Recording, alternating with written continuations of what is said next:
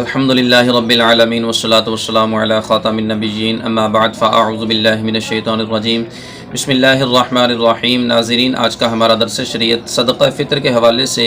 ایک معلوماتی مسئلے کو بیان کرنا ہے۔ مسئلہ یہ ہے کہ اسلام میں صدقہ فطر کب واجب ہوا، تو اس حوالے سے علامہ علاء الدین حصکفی علیہ الرحمہ نے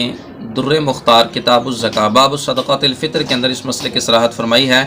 کہ 2 سنہ ہجری رسول پاک صلی اللہ علیہ وسلم کے مدینہ کی طرف ہجرت کرنے کے بعد 2 سنہ ہجری کو روزے فرض ہوئے، اور اسی سال عید سے 2 دن پہلے صدقہ فطر کا حکم دیا گیا۔ یعنی 2 سنہ ہجری کو جب روزے فرض ہوئے تو اسی سال عید کا وہ عید کے 2 دن پہلے رسول پاک صلی اللہ علیہ وسلم نے اللہ تعالیٰ کی طرف سے اس چیز کا لوگوں میں حکم دیا کہ صدقہ فطر شرعی اعتبار سے لازم ہے، اور پھر اس چیز کا اعلان کروایا گیا۔ چنانچہ صحیح بخاری شریف کے اندر حدیث مبارکہ موجود ہے، حضرت عبداللہ بن عمر رضی اللہ تعالیٰ عنہ سے روایت ہے کہ رسول اللہ صلی اللہ علیہ وسلم نے مسلمانوں پہ صدقہ فطر مقرر کیا۔ اور جامع ترمذی شریف کے اندر حضرت عمر بن شعیب وہ اپنے باپ سے، وہ اپنے دادا سے روایت کرتے ہیں کہ رسول اللہ صلی اللہ علیہ وسلم نے ایک شخص کو بھیجا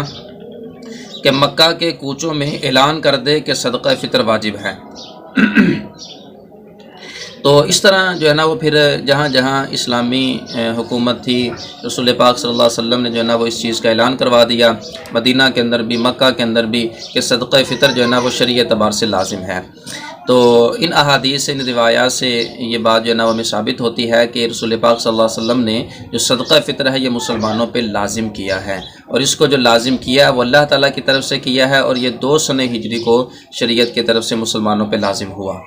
اللہ تعالیٰ ہم سب کو